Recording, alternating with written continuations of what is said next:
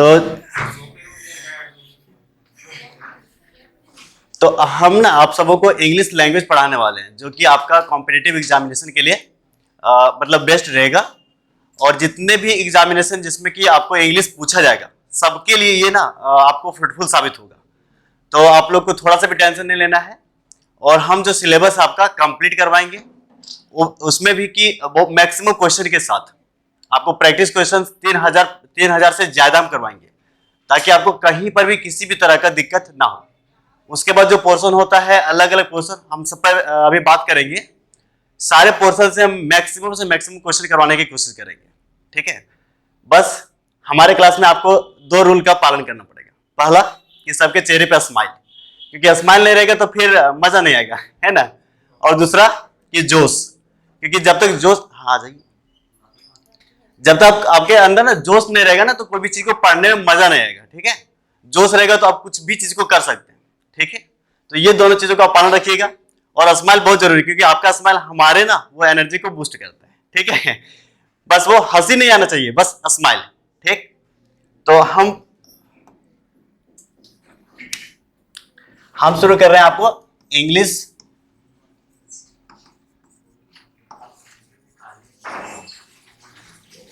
Language, ठीक। और हम यहां पे लिखे हैं वर्ड लैंग्वेज। कहीं ना कहीं हम लोग डेली किसी न किसी लैंग्वेज से रूबरू होते हैं, चाहे हिंदी बोलते हैं, खोरठा बोलते हैं, या अपने कोई भी बोली ना बोली बोलते रहते हैं, ठीक है। जरा बताइए इस लैंग्वेज को आप लोग कैसे सीखे? जो आप लोग हिंदी बोल रहे हैं या खोरठा बोल रहे हैं या और भी कोई लैंग्वेज बोल रहे हैं, आप इसको कैसे सीखे?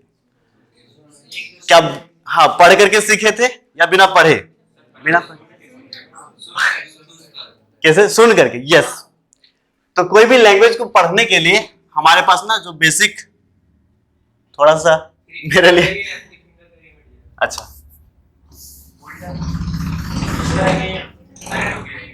थोड़ा सा हम इसमें कॉप अप हो जाएंगे ना, तो फिर दिक्कत नहीं होगा, ठीक है।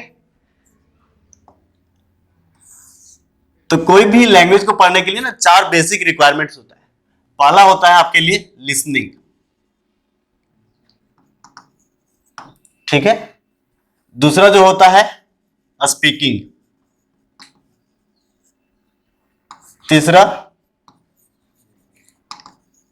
रीडिंग, और चौथा राइटिंग। देखिए ये दोनों चीजें जो लिसनिंग और स्पीकिंग है, ये हमारे डेली के लिए, कि हम डेली सुनेंगे तो डेली बोल पाएंगे। लेकिन हम आपको जो पढ़ाने वाले हैं, वो पढ़ाने वाले हैं आपका एग्जामिनेशन बेस्ड, और उसमें जो आपका पूछा जाएगा वो इन दोनों पे बेस्ड रहेगा, रीडिंग और राइटिंग पे। क्योंकि आपके सिलेबस में भी लिखा हुआ है रीडिंग कॉम्प्रिहेंशन। और रीडिंग कॉम्प्रिहेंशन का मतलब रीडिंग, जब तक उसको पढ़ेंगे नहीं, समझेंगे नहीं। उसके बाद राइटिंग, राइटिंग से क्या है कि राइटिंग जब तक कीजिएगा ना, तब तक आपको स्पेलिंग, उसके वर्ड का प्लेसमेंट, सिलेक्शन, ये सारी चीजें पता नहीं चलेगा। तो राइटिंग भी करना जरूरी है। हम आपसे रिक्वेस्ट ये करेंगे कि आप लोग ना इन 4 चीजों को अपने डेली लाइफ में जरूर मतलब अप्लाई करें, तब जाकर के आप इस इंग्लिश लैंग्वेज में बढ़िया से कमांड कर सकते हैं। तो आप लोग लिसनिंग करने की कोशिश करें, कोई भी सोर्स हो, आप न्यूज चैनल से, या कोई भी ऐसे चैनल हो जहां पे आपको इंग्लिश सुनने को मिले, आप उसको सुना करो, ठीक। जब आप सुनेंगे तो थोड़ा सा ना अपने दोस्तों के साथ बोलने की कोशिश किया करो, तब जाकर के आपको ना सारे क्लैरिटी कंप्लीट होता जाएगा। उसके बाद रीडिंग, आप यकीन कीजिए कि आप ना पर डे आप छोटा से छोटा पैराग्राफ ना पढ़ने की कोशिश कीजिए। 90 डेज के अंदर, मेरा एक्सपीरियंस जो है, 90 डेज के अंदर आपको रीडिंग कॉम्प्रिहेंशन का जो भी पोर्शन है ना, उस पर मैक्सिमम कमांड हो जाएगा। आपको लगेगा कि हाँ मैंने जो पढ़ा वो कहीं ना कहीं यूज हो रहा है। राइटिंग के लिए पर डे आप मिनिमम 21 लाइन्स लिखा करो। इससे क्या होगा कि आपके जो स्पेलिंग है, आपके जो वर्ड है, वोकैब्स जैसे आप लोग बोलते हैं कि वोकैब्स बहुत टफ वाला है, वो सारी चीज यहां से आपको क्लियर होते जाएगा। और आप सब जानते ही होंगे कि कोई ना सारे एग्जामिनेशन में आपका स्पेलिंग टेस्ट का एक एग्जाम लिया जाता है, उससे क्वेश्चन रहता है। तो वो सारी चीजें भी ना आपका राइटिंग से कंप्लीट हो जाएगा। बाकी हम ये तो करवाएंगे ही, ठीक। तो ये बेसिक 4 रिक्वायरमेंट्स था। कंप्लीट एक साथ मिटता है क्या? हाँ ठीक, चलिए। तो अब आज इंट्रोडक्शन क्लास है, थोड़ा सा हम सिलेबस के बारे में बात कर लेते हैं कि क्या क्या हमको पढ़ना है और कैसे पढ़ना है। हम आपको किस स्ट्रेटजी के साथ पढ़ाएंगे, ठीक है। एक एक दिन में हम लोग क्या क्या करने वाले हैं, तो थोड़ा सा हम सिलेबस देख लेते हैं। ये सिलेबस है आपका प्री का और ये सिलेबस आपका मेंस का, ठीक है। आपका प्री में क्या पूछा जाएगा और मेंस में क्या पूछा जाएगा। जैसा कि इंडिकेटिव सिलेबस में आपका लिखा हुआ है इंग्लिश लैंग्वेज में, spot the error, spot the error. Spot the error तब आपका बन पाएगा जब आप इंग्लिश ग्रामर को समझ रहे हैं। इंग्लिश ग्रामर में कुल मिलाकर आपको यही पढ़ना है, काइंड्स ऑफ वर्ड्स। और हम बोले तो इंग्लिश ग्रामर का मतलब ही होता है कि हम लोग वर्ड्स के काइंड को समझ पाना। आ जाइए, आप सब ये जानते होंगे कि पार्ट्स ऑफ स्पीच। हाँ, आ जाइए। आप इंग्लिश ग्रामर जैसे ही खोलते होंगे बुक ना, सामने सबसे पहला पृष्ठ पे लिखा होगा पार्ट्स ऑफ स्पीच। ये पार्ट्स ऑफ स्पीच आखिर है क्या? और पार्ट्स ऑफ स्पीच में आपको 8 लिखा होगा, जैसे नाउन, प्रोनाउन, ये सब लिखा रहता है ना। 8 के 8 क्या क्या लिखे रहते हैं, जरा आप लोग बताएंगे हमको।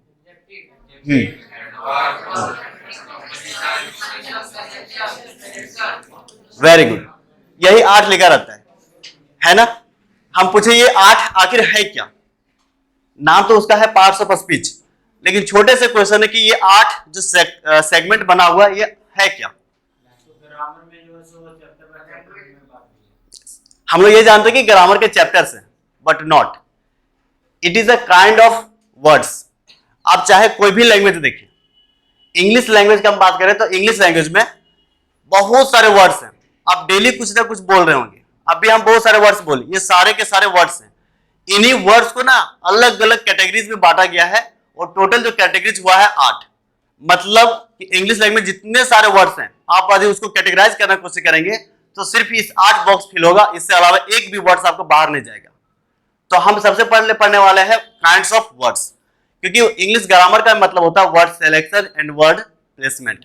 आप जब तक वर्ड को सेलेक्ट कर पाएंगे, उसको प्लेस कर पाएंगे, तब जाकर के आपको इंग्लिश ग्रामर एकदम इजी बुझाएगा, एकदम इजी, ठीक है। और थोड़ा सा यहाँ पे सोचने की बात है कि पूरे वर्ल्ड ना इंग्लिश को एडॉप्ट करा हुआ है। हर देश आपको कहीं ना कहीं इंग्लिश से रूबरू मिल जाएगा, चाहे छोटा सा देश हो या बड़ा सा देश हो। जबकि हमारा हिंदी सारे देश में है क्या? नहीं। तो आखिर इंग्लिश में ऐसा क्या है और हिंदी में ऐसा क्या है कि सारे देश हमारे हिंदी को नहीं बल्कि इंग्लिश को एडॉप्ट करा हुआ है? तो इंग्लिश सबसे इजी लैंग्वेज है, पूरे वर्ल्ड का सबसे इजी लैंग्वेज है आपका इंग्लिश, इसीलिए सारे देश उसको एडॉप्ट करा हुआ है। क्योंकि हमारे यहाँ पे यदि वर्ड का कलेक्शन करें ना हिंदी का, तो बहुत सारे अलग अलग ब्रांचेस बन जाएंगे, जबकि इंग्लिश में सिर्फ 8 है। और इस 8 को बढ़िया से यदि कोई पढ़ लिया तो बताओ उस इंग्लिश या फिर उस लैंग्वेज में उसका कमांड होगा कि नहीं होगा? ऑफकोर्स होगा। तो ये जो स्पॉट द एरर है, इसको समझने के लिए हमको पार्ट्स ऑफ स्पीच जानना पड़ेगा, ठीक है। उसके बाद रहा fill in the blanks. Fill in the blanks question तो आप लोग देखे होंगे, और उसमें जो मैक्सिमम क्वेश्चन आता है ना वो फ्रेजल वर्ब से रहता है, जहाँ के प्रीपोजिशनल फ्रेज जिसे हम लोग बोलते हैं। तो उसको हम लोग पढ़ेंगे, फिर वहां से हम लोग क्वेश्चन करेंगे। थोड़ा सा अभी हम बोले कि थोड़ा सा टफ सेगमेंट जो होता है वो फिल इन द ब्लैंक्स में प्रीपोजिशनल फ्रेज का होता है, ठीक है। क्योंकि प्रीपोजिशनल जो फ्रेजेस होता है ना वो थोड़ा सा नहीं है, बहुत सारे हैं। हल्का सा चेंज के कारण ना अलग अलग मीनिंग हो जाता है। जैसे यदि हम आपको दिखाएं कुछ लिख करके,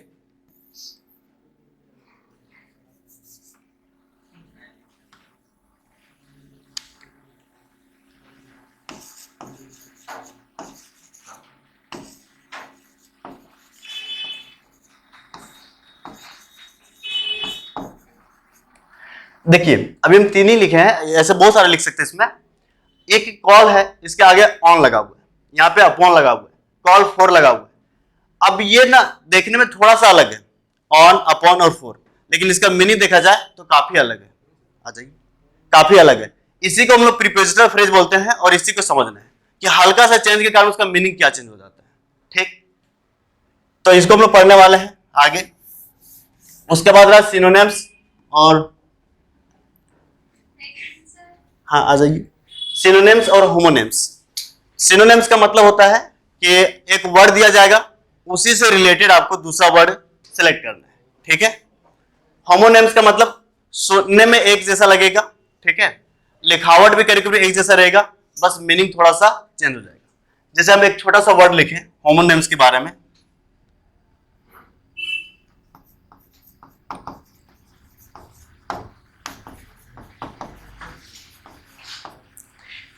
दो वर्ड लिखे हैं, दोनों का मीनिंग बताइए। मिनट, मिनट, लेकिन हम एक लिखे हैं मिनट और दूसरा लिखा है माइन्यूट। यस, स्पेलिंग भी दोनों का सेम है ना। यही तो मजेदार बात है कि मिनट का जब हम लोग घड़ी में देखते हैं तो यही मिनट हो जाता है, जब इसको हम लोग किसी ना कंपेयर करते हैं कि ये बहुत छोटा चीज है तो माइन्यूट बोलते हैं, है ना। जैसे हम अभी बहुत छोटी छोटी चीज बता रहे हैं तो I am telling you minute things. तो यही सेम स्पेलिंग, बस मीनिंग चेंज। यही होता है इंग्लिश ग्रामर, यही होता है इंग्लिश के वर्ड का सिलेक्शन, ठीक है। तो इन सारी चीजों को हम लोग देखेंगे कि कहां पे क्या है और किसका क्या मतलब होता है, ठीक। जैसे एक और दूसरा वर्ड लिख रहे हैं, ठीक है। हाँ आ जाइए, हाँ आ जाइए। चलिए फिर से एक दो वर्ड लिखे हैं, ठीक है, दोनों को जरा पढ़िए। डॉग, डॉग, इसका क्या मतलब होता है? कुत्ता, है ना। लेकिन क्या दोनों का मतलब सेम है? क्या दोनों का मतलब सेम है? अरे जब हम लिखे तो नहीं होगा, है ना। एक डॉग का मतलब तो कुत्ता भी जानते हैं, दूसरे डॉग का मतलब होता है जब कोई लड़का कोई लड़की को चेस करते रहता है, किधर गई, है ना, तो वहां पे क्या बोलेंगे? ही डॉग्स द गर्ल, ठीक है। कोई दिक्कत नहीं ना। तो ऐसे ही चीज हम लोग बहुत सारे पढ़ेंगे कि कहां पे होमोनिम्स का क्या मतलब होता है, कहां पे क्या मतलब होता है, ठीक। बाकी आप लोग स्माइल दीजिएगा ताकि हमको एनर्जी बूस्ट होते रहे, ठीक। उसके बाद है एंटोनिम्स। हम कुछ बोलेंगे, यहाँ पे कुछ उल्टा मीनिंग हमको ढूंढना पड़ेगा। वो उसमें भी ना बहुत एप्रोप्रिएट, क्योंकि ऐसे बहुत सारे वर्ड्स है ना जिसको लगेगा कि ये भी इसका उल्टा होता है, तो हम किसको सेलेक्ट करें? तो सेलेक्ट करने के लिए हम ना वहां के कॉन्टेक्स्ट को देखेंगे कि किस कॉन्टेक्स्ट में बात करा हुआ है, ठीक है। उसके कोलोकेशन को देखेंगे ताकि हमको एग्जैक्ट और एप्रोप्रिएट एंटोनिम्स उसका मिल पाए। क्वेश्चन पे आपको इन सारे हमारे जो हम जो बोल रहे हैं ना, वो क्वेश्चन से आपको पता चलेगा कि क्या हम बोलना चाह रहे हैं, ठीक। उसके बाद रहा स्पेलिंग्स। तो स्पेलिंग तो हम जानते ही होंगे कि कोई भी वर्ड कैसे लिखा हुआ, उसके कुछ लेटर्स को चेंज करके या गलत करके लिखा हुआ रहेगा, उसी को आपको डिटेक्ट करना है। Idioms and phrases. Idioms and phrases एक ऐसे पार्ट ऑफ सेगमेंट सेंटेंस होता है जिसका लिखावट कुछ होता है और मीनिंग कुछ होता है, ठीक है। जैसे कि यहां पे हम लिखे टू बाय अ लेमन, इसका मतलब क्या होता है? या फिर और दूसरा लिखे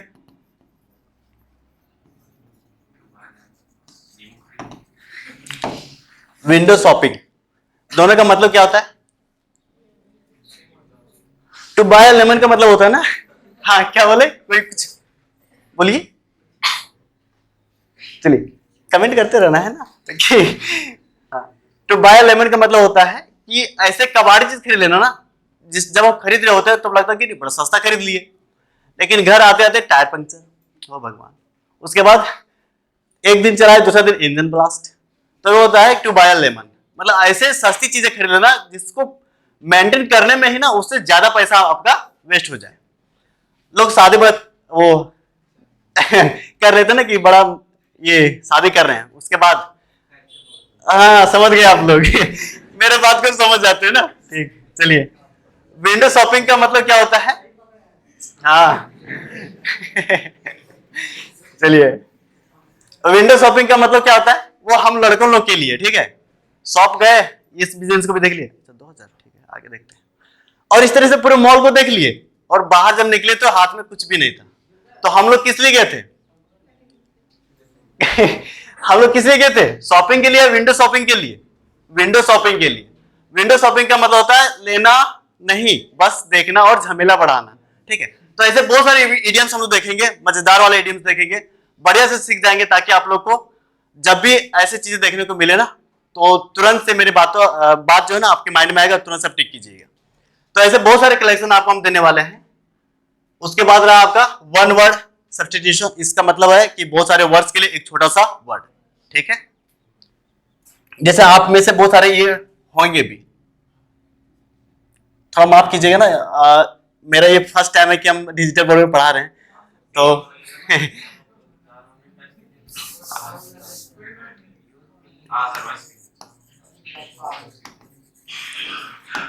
प्रोडिजी, इसका मतलब क्या होता है? आई थिंक आप में से बहुत सारे प्रोडिजी होंगे। हाँ, नहीं मेडिकल नहीं है, ये ए है ना, मतलब बचपन से किसी बच्चे में ना एक अलग तरह का गुण होता है, क्वालिटी होता है, खास तरह का क्वालिटी, जैसे कोई गाने का, ठीक है, ऐसे बहुत सारे क्वालिटी वाले होते हैं ना। जैसे गूगल बॉय कोटिल्ली के बारे में आप लोग सुने होंगे कि वो छोटे से ही ना बहुत सारे क्वेश्चंस का आंसर देते हैं, तो वो ना प्रोडिजी हुए, एक स्पेशल टैलेंट है उसके अंदर। तो ऐसे ही बहुत सारे वर्ड्स हम लोग देखेंगे किसमें, आपका OWS में। इंप्रूवमेंट सेंटेंसेस, इसमें सेंटेंस के एक सेगमेंट में ना कुछ गलती रहेगा, उसको आपको इंप्रूव करना है। ऐसे बहुत सारे क्वेश्चन का हम कलेक्शन रखे हैं, आप सबको दिखाएंगे, बस समय आने दीजिए। उसके बाद आपका ये इंप्रूवमेंट हो गया ना, उसके बाद एक्टिव पैसिव वॉइसेस, उसके बाद कन्वर्जन इनटू डायरेक्ट और indirect narration, सफलिंग of sentence. सफलिंग of sentence क्या होता है कि सेंटेंस का एक सेगमेंट को ना अलग अलग करके, आ जाइए, अलग अलग लाइंस में तोड़ करके लिखा हुआ रहेगा, आपको उसको अरेंज करना है ताकि वो एक मीनिंग उसका आ सके बाहर। ऐसा ही आपका है पैसेज का भी, पैसेज का भी सफलिंग रहेगा। और फिर है क्लोज टेस्ट, बड़ा सा आपका एक पैसेज लिखा रहेगा जिसमें बहुत जगह पे फिलस रहेगा, वर्ड्स को वहां पे आपको सेलेक्ट करना है। और फिर आपका कॉम्प्रिहेंशन पैसेज, ये रहा आपका पीटी का। और मेंस में आप देखते हैं उसी से मिला करके तो वोकैब्स आता है, आने यहाँ पे जो सिनोनिम्स एंटोनिम्स इन सारी चीजों के साथ साथ वोकैब्स ऐड हो गया आपके टियर 2 के लिए। उसके बाद ग्रामर, फिर सेंटेंस का स्ट्रक्चर, सिनोनिम्स एंटोनिम्स, उसके यूसेज और करेक्ट यूसेज। हम बोले ना कि एक वर्ड का बहुत सारे आपको सिनोनिम्स दिख जाएगा, लेकिन कहां पे क्या चीज प्लेसमेंट करना है वो आपके अंदर होना चाहिए। फिर है spot the error, fill in the blanks, synonyms, homonyms. तो इसमें से ना बहुत सारी चीज आपको टियर 2 में मिलता होगा। ठीक, हम यहाँ पे जो बात करने वाले हैं वो बात करने वाले हैं यहाँ पे 2 or more paragraph will be given and questions based on those will be asked.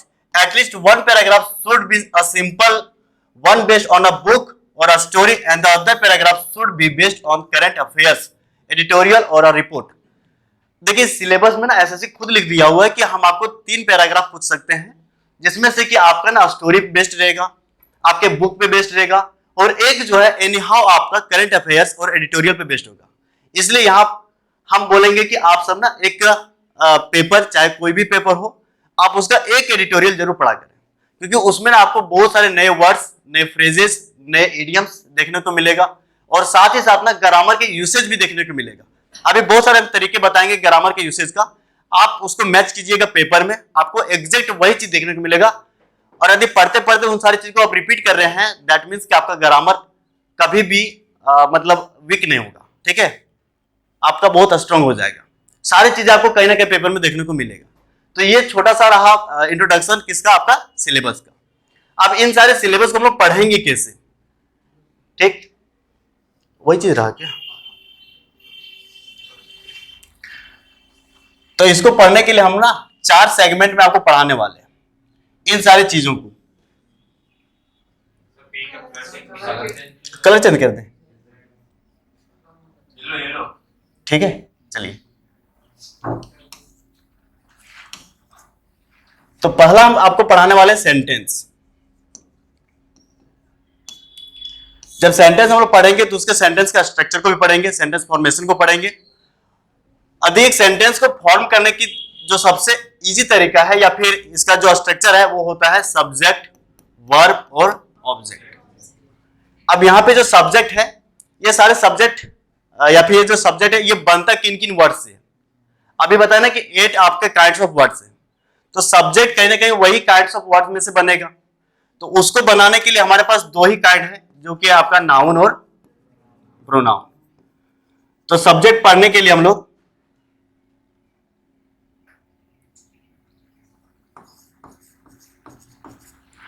Subject पढ़ने के लिए नाउन और प्रोनाउन पढ़ लेंगे, उसके बाद रहा क्या आपका वर्ब, तो वर्ब पढ़ेंगे ही। अच्छा, जब हम लोग नाउन और प्रोनाउन को पढ़ रहे हैं तो कहीं ना कहीं इसे क्वालिटीज के ऊपर भी बात किया जाएगा, और क्वालिटीज के ऊपर बात करने के लिए हमारे पास क्या आएगा, एडजेक्टिव, ठीक है। उसके बाद दूसरा क्या रहा आपका वर्ब, तो वर्ब तो पढ़ना ही पड़ेगा हमको। अब इस वर्ब को, इस एडजेक्टिव को और खुद एडवर्ब को कुछ ना कुछ क्वालिफाई करने के लिए एक वर्ड आएगा जिसको हम लोग पढ़ेंगे किसमें, एडवर्ब में। अब जैसे ही हम लोगों ने यहां पे नाउन और प्रोनाउन लिख ही चुका है, तो इसके पोजीशन को दिखाने के लिए एक अलग काइंड ऑफ वर्ड्स पढ़ना पड़ेगा जिसको हम लोग पढ़ेंगे किसमें, प्रीपोजिशन में, ठीक है। अब जब हम लोग एक सेंटेंस बना लिए, दूसरा भी सेंटेंस बनाएंगे, उसके साथ उसको क्या करने वाले हैं, लिंक करने वाले हैं। तो कैसे लिंक करेंगे, तो उसके लिए हम लोग एक वर्ड पढ़ेंगे क्या, कंजंक्शन। ये सात लिखा गया क्या, यहां पे 6 है, 1 2 7 है, 7, हाँ। तो ये 7 हम लोग पढ़ लिए। उसके बाद एक आता है इंटरजेक्शन, एक एक करके हमको लिखना पड़ेगा लगता है, हाँ।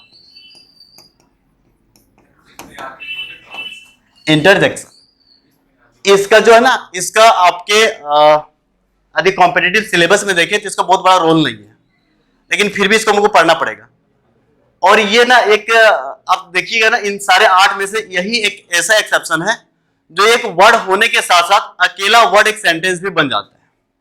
ऐसा आप कहीं नहीं देखे होंगे कि एक वर्ड एक सेंटेंस है। क्या एक वर्ड एक सेंटेंस बन सकता है? नहीं। हम जैसे यहाँ पे कुछ भी एक छोटा सा वर्ड लिखे, क्या वो सेंटेंस होगा? नहीं होगा। जबकि इंटरजेक्शन एक ऐसा वर्ड है जो इटसेल्फ अ सेंटेंस, खुद में भी एक सेंटेंस का काम करता है। ठीक, क्या हो गया? अच्छा ठीक है, एग्जांपल दे रहे हैं। जैसे हुर्रे, ब्रावो, ये वर्ड ही बोले हैं, लेकिन ये वर्ड ही बोले हैं, लेकिन ना इसमें हमारे वो सेंटेंस का सारा भाव प्रकट हो जाता है कि हम उसको खुशी देना चाहते हैं। ठीक है, तो itself a word but itself a sentence, ये एक अपने आप में सेंटेंस के साथ साथ वर्ड भी है। और इसके बारे में बहुत ज्यादा हमको मतलब पढ़ने का जरूरत भी नहीं है, क्योंकि इससे कुछ क्वेश्चन बनता भी नहीं आपका। ठीक, तो सेंटेंस में हम लोग इन सारे को पढ़ने वाले हैं, और आई थिंक कि इससे आपका ग्रामर कंप्लीट हो ही जाएगा। ठीक है, अब इसको मिटा दें।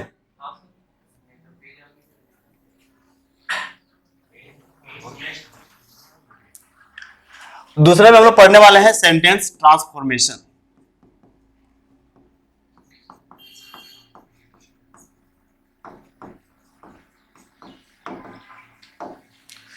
सेंटेंस ट्रांसफॉर्मेशन में हम लोग क्या क्या पढ़ने वाले हैं? इसमें पढ़ने वाले सबसे पहले हम लोग टेंस, इसी में हम लोग पढ़ेंगे वॉइसेस और नरेशन। अच्छा, नरेशन से पहले एक और छोटा सा चैप्टर के बारे में बात करते हैं, उसको भी पढ़ लेंगे। वैसे आपके सिलेबस में लिखा नहीं है, लेकिन नरेशन को जानने के लिए आपको इस वाले चैप्टर को पढ़ना पड़ेगा, क्लाउड्स। उसके बाद हम लोग पढ़ेंगे नरेशन, और यहीं पे हम लोग ना सेंटेंस जम्बलिंग भी पढ़ लेंगे।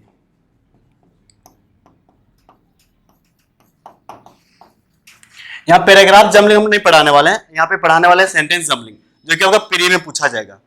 और सीजीएल अभी जो 2022 का हुआ ना, उसका प्री में हम दिखाएंगे, तो सेंटेंस जम्बलिंग का मैक्सिमम क्वेश्चन था। हमको लगा कि उसमें पैरा जम्बलिंग से पूछा जाएगा, लेकिन सिर्फ पूछा था सेंटेंस जम्बलिंग से। बहुत कम ही क्वेश्चन पूछा था आपका पैरा जम्बलिंग से। तो सेंटेंस जम्बलिंग हम लोग यहाँ पे पढ़ लेंगे इसी में। उसके बाद रहा तीसरा में जो है, इसमें हम लोग पढ़ेंगे वोकैब्स। ठीक है, और वोकैब्स में हम लोग एंटोनिम्स, सिनोनिम्स, ये सारा यहाँ पे पढ़ने वाले हैं। OWS इसका हिंदी कहां पे? नहीं होगा यहाँ पे, वो शॉर्ट हम लिखे हैं। ठीक है, होगा यहाँ पे। तो इसमें हम लोग बहुत सारे पढ़ने वाले हैं, एंटोनिम्स, सिनोनिम्स, होमोनिम्स, ये सारी चीजें इसमें पढ़ेंगे। ठीक है, उसके बाद हम लोग लास्ट पढ़ेंगे रीडिंग कॉम्प्रिहेंशन, जिसमें कि आपको हम पढ़ाएंगे क्लोज टेस्ट। हाँ पढ़ाएंगे उसको, इसी में पढ़ाएंगे, आरसी में पढ़ाएंगे। और दूसरा पढ़ाएंगे यहाँ पे आपको आरसी जो पैराग्राफ दिया रहता है, और यहीं पे आपको पढ़ाएंगे हम आपको पैरा जंबलिंग, ठीक।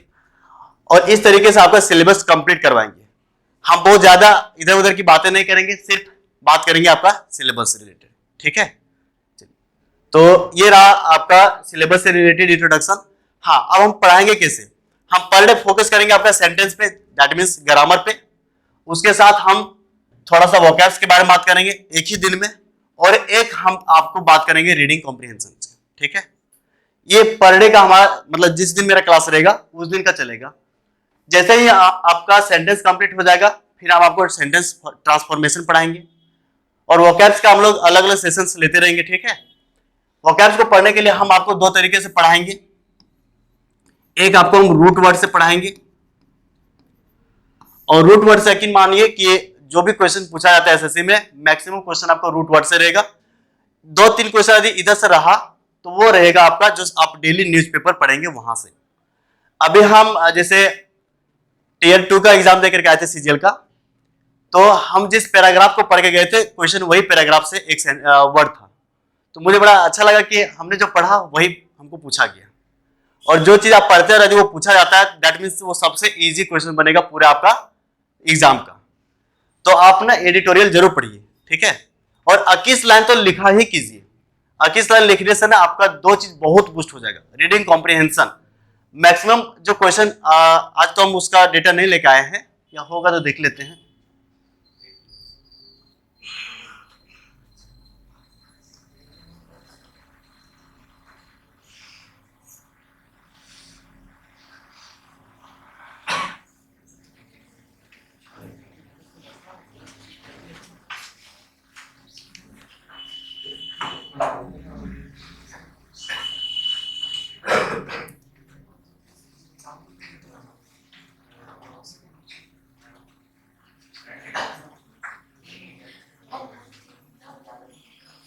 नहीं है, हम जो कलेक्ट करे हुए हैं तो उसमें आपको दिखाते हैं कि कैसे जो ना पूछा गया है रीडिंग आपका आरसी से। एक सीट में ना आरसी से 12 से 15 क्वेश्चन पूछा जाता है। तो आरसी बहुत इंपॉर्टेंट है आपके लिए। चलिए अब आप बात करते हैं। हम आपको सबसे पहले ये जो हम लोग पार्ट्स ऑफ स्पीच लिखे ना, उसके थोड़ा सा इंट्रोडक्शन और उससे रिलेटेड कुछ क्वेश्चन देखेंगे भी। दिख रहा है ना? हाँ, बताते रहना है आप, ठीक है। ठीक।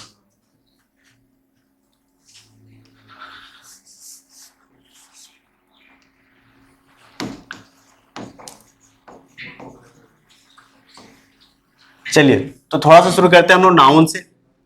अभी नाउन का या फिर पार्ट्स ऑफ स्पीच का हम फंक्शन बताएंगे, उसके बाद एक एक करके सारे चैप्टर्स को कंप्लीट में पढ़ेंगे। तो नाउन क्या होता है, नाउन के बारे में जरा आप लोग कुछ बताएंगे हमको। यस, हाँ, नेमिंग वर्ड। हाँ, देखिए आप ना पढ़े ये भी होंगे कि नाउन का मतलब name of person, place, thing, feeling, ऐसे बहुत सारे पढ़े होंगे ना। ये जो है ना, ये जो आपका स्टेटमेंट है, ये बहुत शॉर्ट स्टेटमेंट है। इसका सबसे बड़ा स्टेटमेंट ये होता है कि noun is a naming word.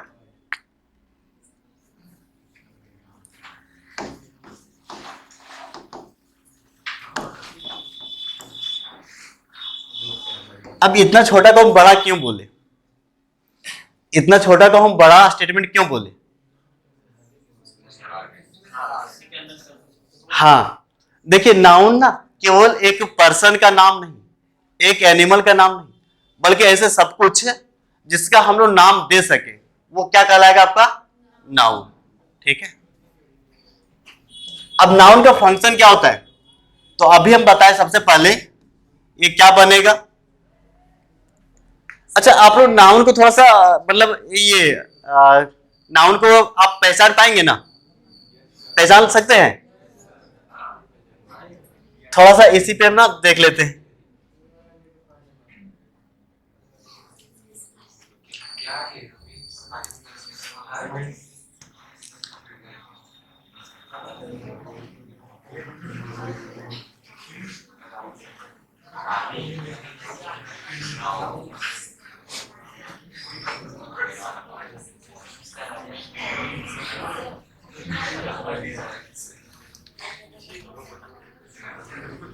चलिए, इसमें से जरा आप हमको ना नाउन बताइए, क्या क्या नाउन है? हाँ, एक एक करके देख लेते हैं क्या? ठीक, फर्स्ट वाले सेंटेंस में ठीक है, नाम है, जगह का नाम है। अरे इसलिए तो उसको हम लिख के लाए हैं, ठीक है ना? चलिए, हाँ, brother king, very good. Next, Raghu sister, ठीक। नेक्स्ट में मैच, और टुमारो भी, ठीक। नेक्स्ट कलर, और सर। नेक्स्ट टुमारो, हो सकता है। अच्छा चलिए, बोल तो दिए। हाँ, आगे मंथ, और स्ट्रिंग छोड़े हुए सर, ऊपर ऊपर हाँ यहाँ पे, ठीक। डेट में मंथ हो जाएगा, डेज हो जाएगा, मंथ डेज। चलिए, राजवीर डे, और इसमें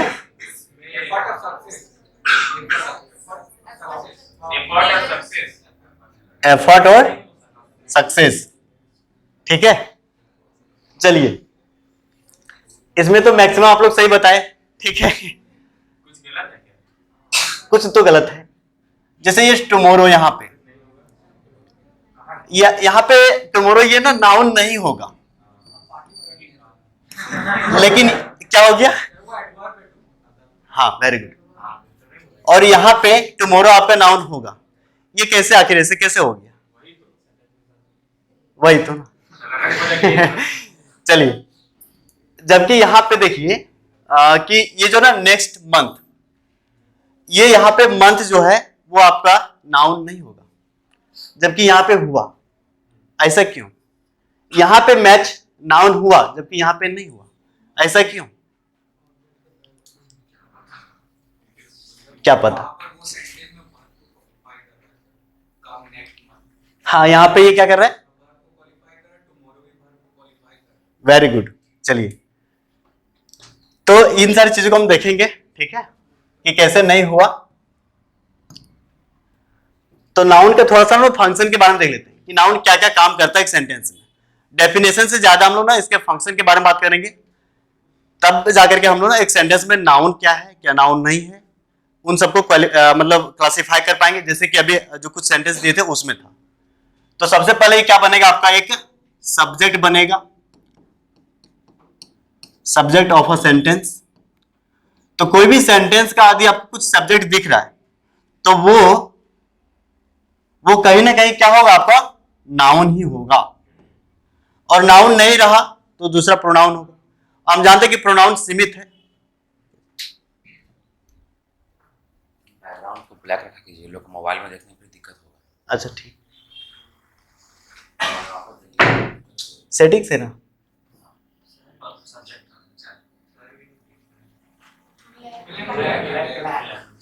ठीक, और एक यूज किया था वो येलो, व्हाइट और ग्रीन। ठीक, चलिए।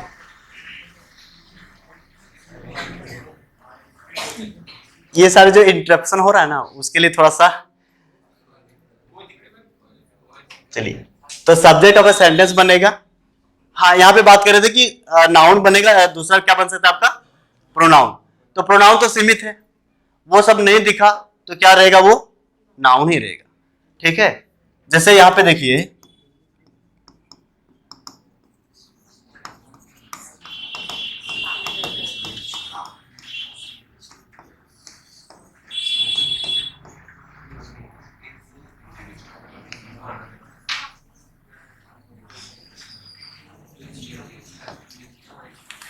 यहां पे इस सेंटेंस का सब्जेक्ट आपका क्या बन रहा है? स्मोकिंग बन रहा है ना। अब स्मोकिंग का मतलब ये तो भी होता है ना कि वर्ब के जैसा कि स्मोक करना, लेकिन यहाँ पे ये नाउन हुआ, जबकि लेकिन यहाँ पे ये वर्ब नहीं होगा। क्यों नहीं होगा? क्योंकि अभी हमने बताया कि कोई भी सेंटेंस का जो सब्जेक्ट बनेगा वो क्या रहेगा? आपका नाउन ही रहेगा। तो इस सेंटेंस का ये सब्जेक्ट है, तो ये क्या है? नाउन। अच्छा, सब्जेक्ट के बारे में पता है ना कि सब्जेक्ट क्या होता है? चलिए थोड़ा सा सब्जेक्ट बोला कीजिएगा ना, तो थोड़ा सा ना सब्जेक्ट के बारे में जान लेते हैं, उसके बाद फिर इसके ऊपर बात करते हैं।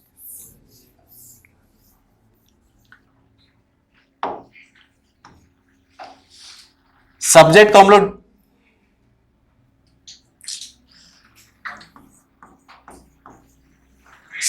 लोग क्या बोल सकते हैं? देखिए, सब्जेक्ट है एक सेंटेंस में हम लोग कैसे फाइंड आउट करेंगे? उस सेंटेंस का जो वर्क हो रहा होता है, उसका जो रिजल्ट बनेगा वो किसके अकॉर्डिंग बनेगा? इस सब्जेक्ट के अकॉर्डिंग। यदि आप एक सेंटेंस देख रहे हैं और उसमें कुछ भी वर्क हो रहा है, उस वर्क को करने वाला जो होगा उसी को हम लोग क्या बोलेंगे? सब्जेक्ट बोलेंगे।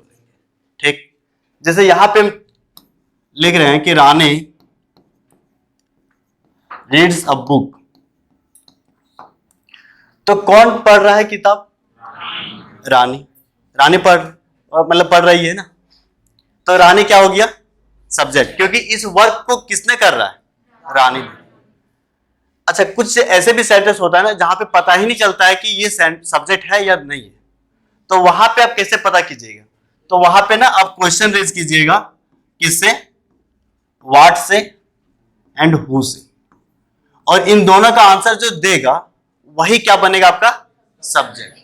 जैसे हम यहां बोले कि हु रीड्स अ बुक? रानी। तो हु का आंसर क्या आया? रानी, इसलिए रानी क्या हो गया? सब्जेक्ट। दूसरा अभी सेंटेंस लिखे थे ना कि स्मोकिंग इज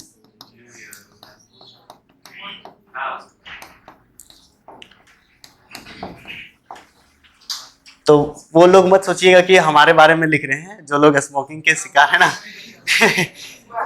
ये एक, हाँ, वो खुद लिखा हुआ रहता है क्या? ठीक है, चलिए। तो यहाँ पे बोलेंगे कि what is injurious to health, तो व्हाट का आंसर कौन दिया?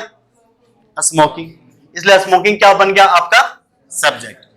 तो इन दोनों वर्ड से ना आप सब्जेक्ट को तुरंत से फाइंड आउट कर सकते हैं। ठीक है, तो नाउन का पहला जो फंक्शन है वो क्या है? Subject of a sentence.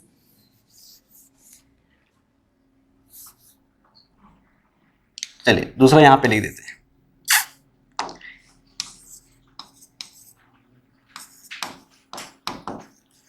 Object of a sentence. एक सेंटेंस का ऑब्जेक्ट बन सकता है। ही रीड्स अ बुक, तो यहां पे क्या हो गया? बुक। जो वर्क कर रहे हैं ना, उस वर्क का मतलब रिजल्ट किस चीज के ऊपर पड़ रहा है, उसको हम लोग क्या बोलेंगे? ऑब्जेक्ट। तो यहां पे पढ़ा क्या जा रहा है? बुक। तो इस बुक को हम लोग क्या बोलेंगे? ऑब्जेक्ट। अभी हम दो वर्ड बात की थी कि व्हाट और हु से, कि जिस चीज का आंसर मिलेगा उसे हम लोग क्या बोलेंगे? सब्जेक्ट। तो क्या ऐसा भी कोई चीज है जो ऑब्जेक्ट का आंसर देता हो? हाँ, इसके लिए क्या है? whom एंड दूसरा व्हाट। ठीक, यहां पर भी व्हाट आएगा, व्हाट वहां पर भी था। यहां पे वो क्या पढ़ रही या क्या पढ़ रहा है? तो किताब पढ़ रहा है, इसलिए किताब क्या हो जाएगा? ऑब्जेक्ट।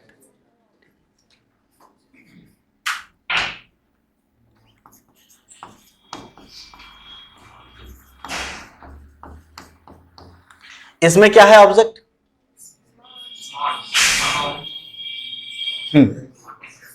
स्मार्ट है,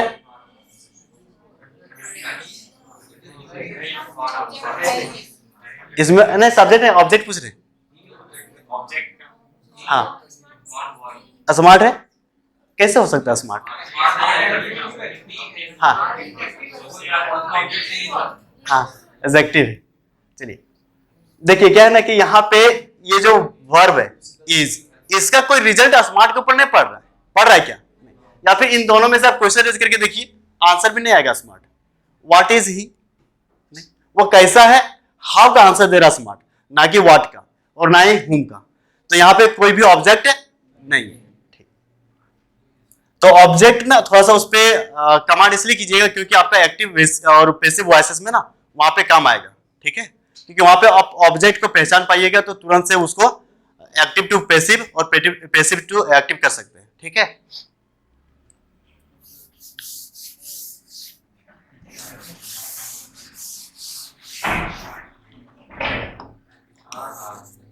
और तीसरा जो है आपका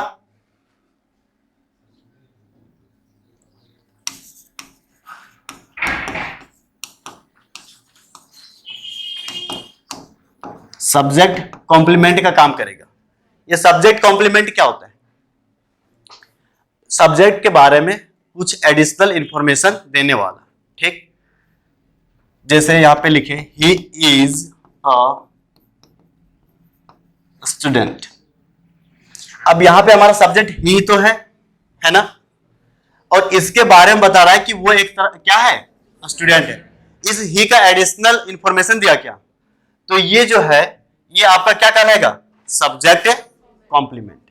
तो एक नाउन क्या क्या बन सकता है आपका, subject of a sentence, object of a sentence, subject complement, ठीक। फोर्थ जो है वो ऑब्जेक्ट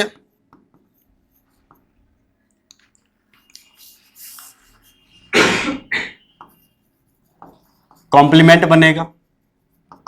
यहां पे किसका ये एडिशनल इंफॉर्मेशन देगा, ऑब्जेक्ट का। जैसे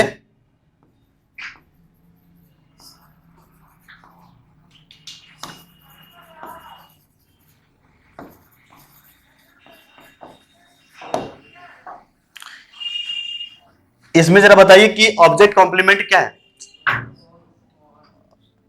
रुकी जरा, हमको ना ये एक एक करके लिखना पड़ेगा।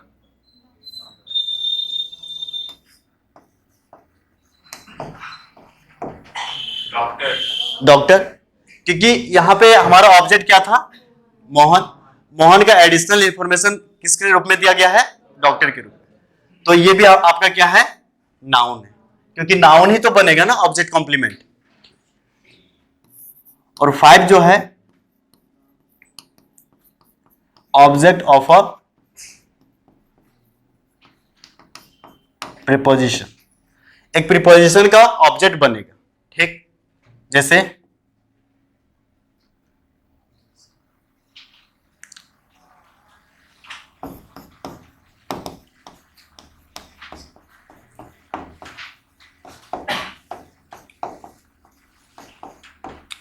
This book is on the table.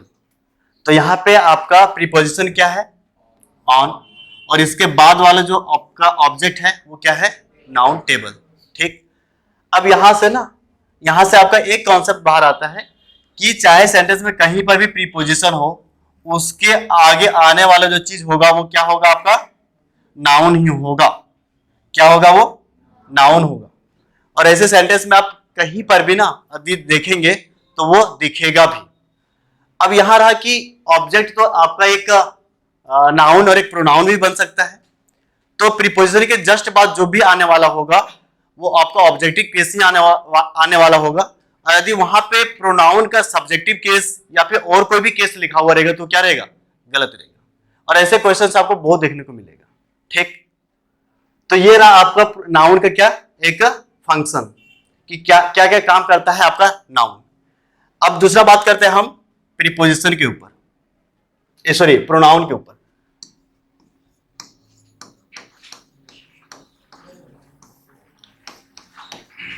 तो प्रोनाउन का डेफिनेशन क्या हो सकता है,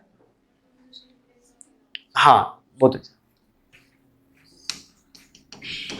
used in place of noun.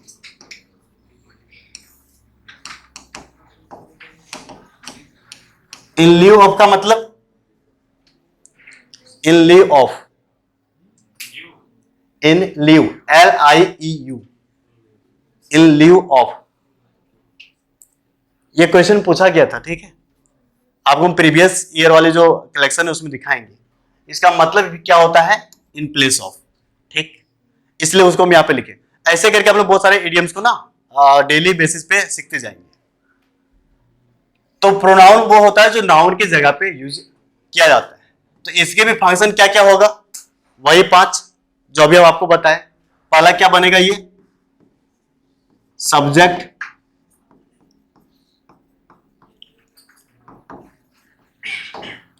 दूसरा क्या बनेगा, ये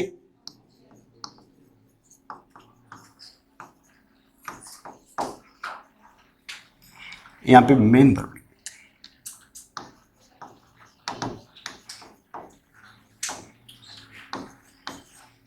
तीसरा क्या बनेगा आपका,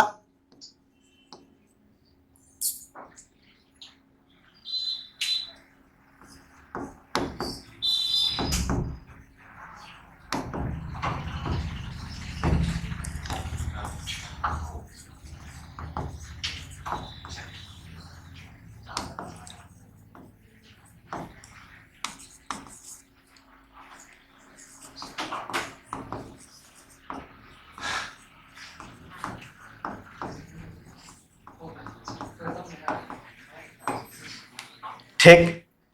और यहां पे लिख देते हैं ऑब्जेक्टिव,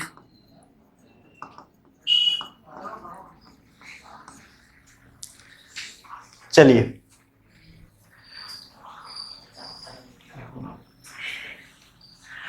अच्छा, इसमें कोई दिक्कत तो हाँ जाइए। अब यहां पे रहा ना ये ऑब्जेक्टिव केस और सब्जेक्ट, थोड़ा सा यहाँ पे प्रोनाउन का और भी हम लोग देख लेते हैं कि ये आखिर सब्जेक्ट के रूप में और ऑब्जेक्ट के रूप में किस किस तरह का केस यूज होता है।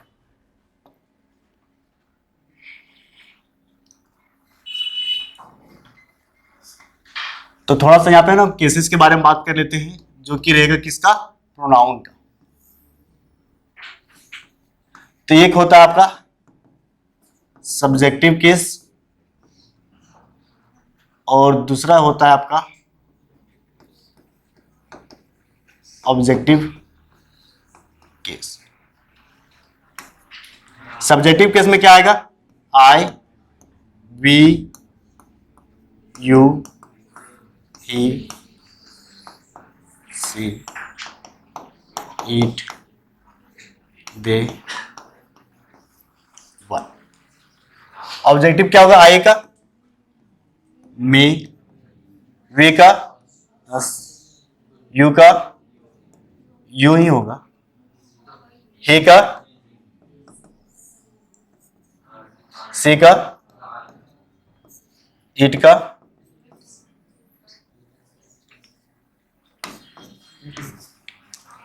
दे का,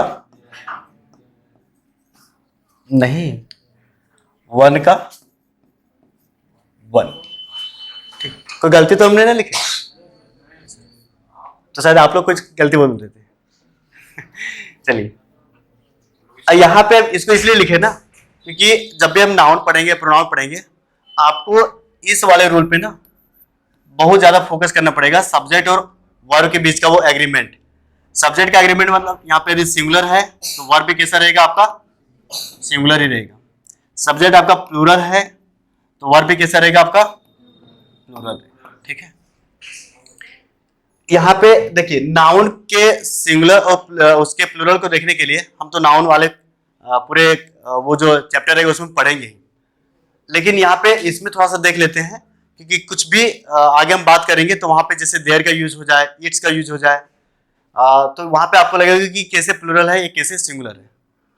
तो यहाँ पे आई जो है आपका, ये आपका कैसा है, सिंगुलर है।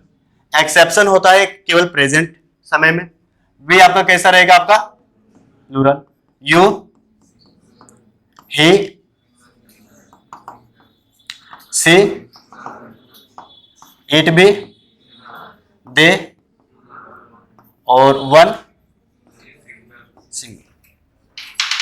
अच्छा आप जरा बताइए कि जो यहां पे सिंगुलर है इसके अलग अलग केसेस सिंगुलर रहेगा या वो चेंज कर जाएगा, चेंज कर जाएगा। लेकिन ऑब्जेक्टिव में क्या ये चेंज करेगा, नहीं। यहां ये भी क्या रहेगा आपका, सिंगुलर, ये और ये ये भी ठीक। अब एक यहां पे लिखते हैं देयर, अच्छा बीच में ही लिख देते सबका। जैसे आई का, माइन, वी का, हाँ ये सारे आपका पॉसेसिव केस है।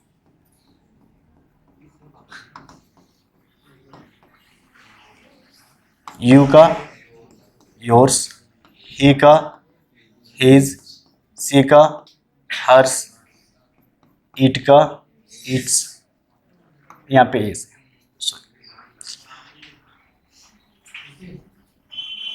दे का, देयर, वन का, वन। ठीक है, अब इसमें माइन क्या सिंगुलर रहेगा या प्लूरल बनेगा? सिंगुलर रहेगा। आवर्स का, अच्छा फिर आप लोग बताइए, उसके बारे में बताते हैं। हाँ एग्जैक्ट, इसीलिए यहां पे देखिए पॉसेसिव केस में ना ये लग रहा है आपको कि ये क्या करेगा, सिंगुलर बनेगा या प्लूरल। तो आप ध्यान रखिएगा ये सेंटेंस में यूज के अकॉर्डिंग आएगा, इसके अंदर क्या चीज समाहित है। जैसे हम यहाँ पे एक सेंटेंस में लिख करके बात करें तो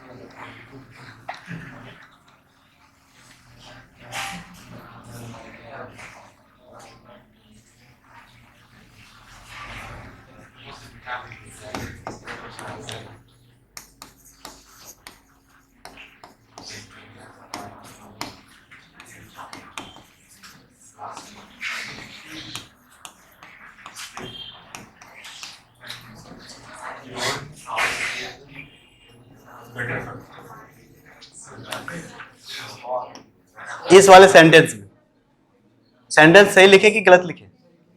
नहीं दिख रहा है? अच्छा हम यहाँ पे थे, चलिए My house is big and yours is, yours is small. हाँ yours is small,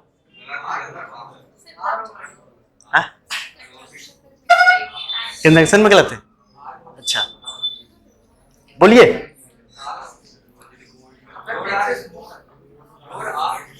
your are होगा, यस हाँ एंड के, अच्छा एंड की जगह बट कर दे, चलिए एंड की जगह पे बट भी कर देते, ठीक है। यदि इसमें आपको बट लिखना है तो बट लिख दिए। अब बताइए सेंटेंस सही है या गलत है? छोटा सा क्वेश्चन है आपका। My house is big, but yours is. हाँ एक्चुअली हम ना यहाँ जो फील्ड बनाए इस फील्ड के अकॉर्डिंग आपको गलत लग रहा होगा, क्योंकि अभी हम बोले कि यू प्लूरल होता है, योर्स भी प्लूरल होगा, ऐसा लग रहा है ना। लेकिन हम यहाँ पे लिखने से रुक गए थे, क्योंकि हम बताए ना कि सेंटेंस के अकॉर्डिंग काम करेगा। अब यहाँ पे योर्स जो है ना ये सही इसके साथ इज लगा हुआ है, आखिर ऐसा क्यों? देखिए यहाँ पे माई हाउस, ये हाउस मिल करके ये माई के साथ ना एक क्या बना, सब्जेक्ट बना। मतलब इस माई के साथ क्या क्या पे एक मतलब क्या साथ है इसका, हाउस, और हाउस कैसा है, एक है। इसी तरह यहाँ पे योर्स में ना योर्स नहीं बल्कि यहाँ पे क्या है, योर हाउस। अब बताइए कि हाउस एक है या एक से ज्यादा है? और जब हाउस एक है उसके साथ आपका क्या आने वाला है, इज या आर, तो सेंटेंस क्या है, सही है। सेंटेंस क्या है, सही है। तो ये डिपेंड करता है आपके सेंटेंस के ऊपर, ठीक है। और ये हम प्रोनाउन का बात कर रहे हैं, ये सारा क्या है, प्रोनाउन। ऐसे ही थोड़ा सा और हम बात करते हैं जो कि आपका एक एडजेक्टिव बनता है। अच्छा अभी प्रोनाउन एडजेक्टिव पे बात कर लेते हैं, यहाँ पे छोड़ देते हैं उसको, फिर यहाँ पे कंफ्यूज हो जाएगा। चलिए तो थोड़ा सा यहाँ पे अब आगे, अब नेक्स्ट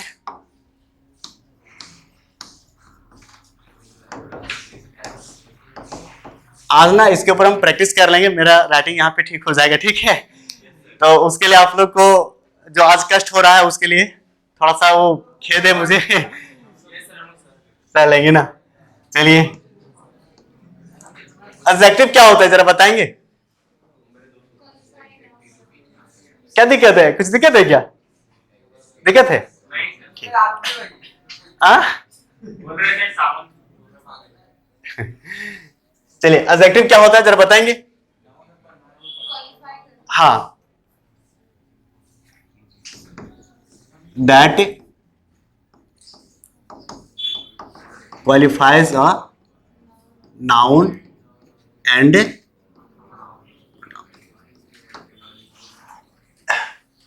इसको जरा तोड़ के देखेंगे तो यहाँ पे लिखा ही हुआ है ऐड। और ऐड का मतलब ये होता है, आप सबको तो मोबाइल में ऐड आता ही रहता है, और वहां पे ऐड का क्या मतलब है? उसके बारे में एडिशनल इंफॉर्मेशन। तो नाउन और प्रोनाउन का ये क्या करेगा? एडिशनल इंफॉर्मेशन देगा। ठीक, थोड़ा सा यहाँ पे एक बात कर लेते हैं ना, जो कि आपका एकदम बेसिक ग्रामर से, वो ग्रीन वाला बुक आप लोग पढ़े थे क्या? ऑक्सफोर्ड वाला इंग्लिश ग्रामर, छोटा सा एकदम बच्चा में पढ़ाया जाता ना, वहीं का बात कर रहे हैं। वहां पे आप देखे होंगे कि एडजेक्टिव को ना अलग अलग तरह से कैटेगराइज करा हुआ है, बांटा हुआ है। एक बांटा हुआ है आपका डिटरमाइनर, और दूसरा एडजेक्टिव अपने आप रहा है। इन दोनों में क्या डिफरेंस है? वहां पे यदि बांट दिया है इसे, तो क्यों बांट दिया है? क्या डिफरेंस हो सकता है? कुछ किसी के अंदर कुछ होगा तो बताइए। यस, देखिए डिटरमाइनर वहां पे लिखा ही है ना कि एक ऐसा वर्ड है जो हमेशा नाउन के पहले ही आएगा, उसका जगह चेंज नहीं कर सकते, जबकि एडजेक्टिव का जगह आप चेंज कर सकते हैं। ठीक है, दूसरा जो आपका इसका डिफरेंस है वो क्या हो सकता है?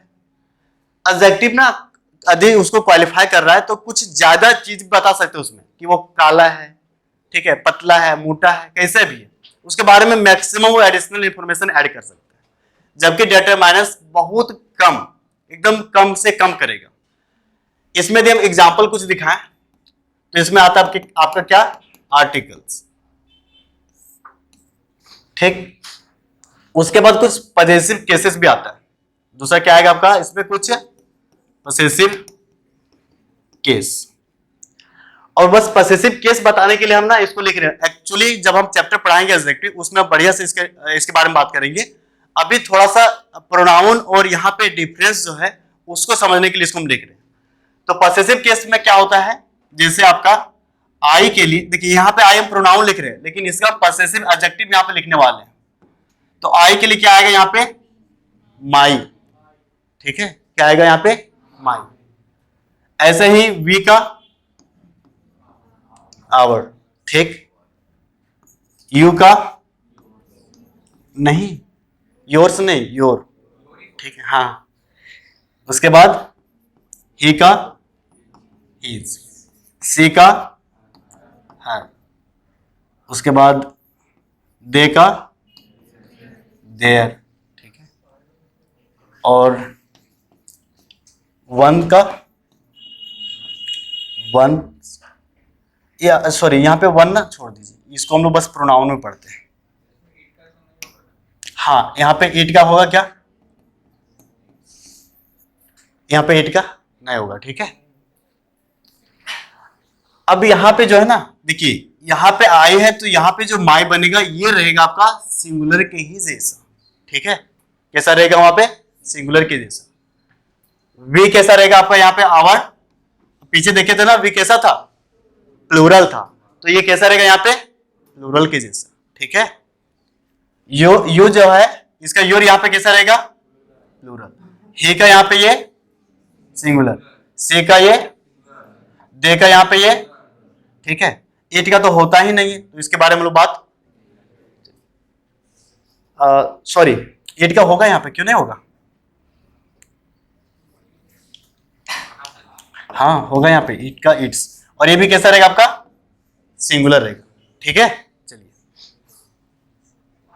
अब यहां पे ये, और जो इससे पहले हम लिखे थे माइन, या फिर लिखे थे आर्स, या फिर योर्स, हिज का हिज, हर का हर्स, दे का दे, अच्छा देयर्स, और इट का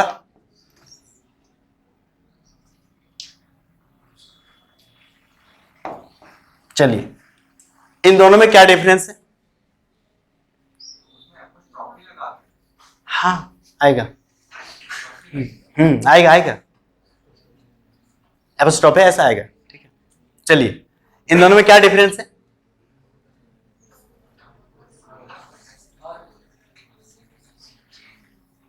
यहाँ पे इट्स है, इट इज नहीं है, ठीक है। हाँ ये तो नाम हम जानते हैं कि ये पसेसिव प्रोनाउन है, अभी तो देखिए, और ये पसेसिव एडजेक्टिव है। डिफरेंस क्या है? हाँ बोलिए।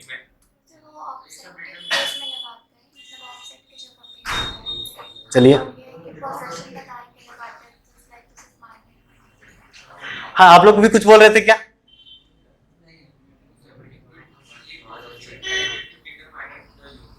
हाँ एग्जैक्ट बोले, ये डिटरमाइनर के रूप में यूज होगा और इसके बाद हमेशा एक क्या आने वाला है? नाउन हमेशा आएगा, जबकि इसके बाद नाउन आएगा क्या? नहीं आएगा, ठीक है।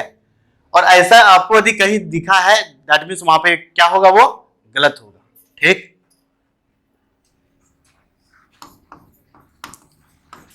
हिज हाउस लिखना सही होगा, हिज हाउस लिखना सही होगा, यस। अब बताइए यहां पे जो हिज है ये पीपी में है या पीए में है? किसमें है? पीए में, दोनों में नहीं है। इसमें रहता तो इसके बाद हाउस हम नहीं लिखते, लिखते क्या? नहीं।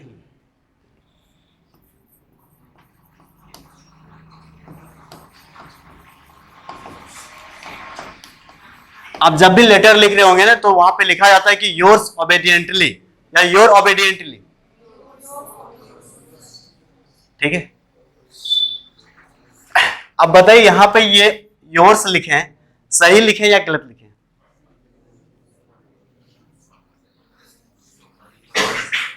बोलिए।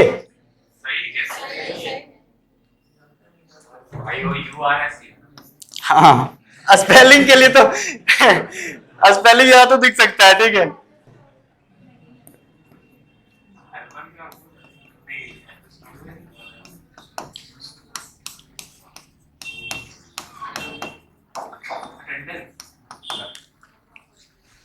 चलिए एक योर्स स्टूडेंट लिखे, दूसरा योर स्टूडेंट लिखे। हाँ क्या हुआ? अच्छा ठीक है, बस लास्ट है। इन दोनों में से कौन सा सही लिखें? Your student, your student? ये सही है या ये सही है? नीचे वाला, ऊपर वाला कैसे गलत हुआ? हाँ क्योंकि योर से लिखा है तो ये इसके वाला है ना, इसके बाद नाउन आने वाला है क्या? नहीं, और यहाँ पे हम नाउन लिख दिए ना। चलिए तो अब तो कुछ जानते ही नहीं है गलती लिख देते क्या? और ये सही है, ठीक है। चलिए तो आज के लिए बस इतना ही।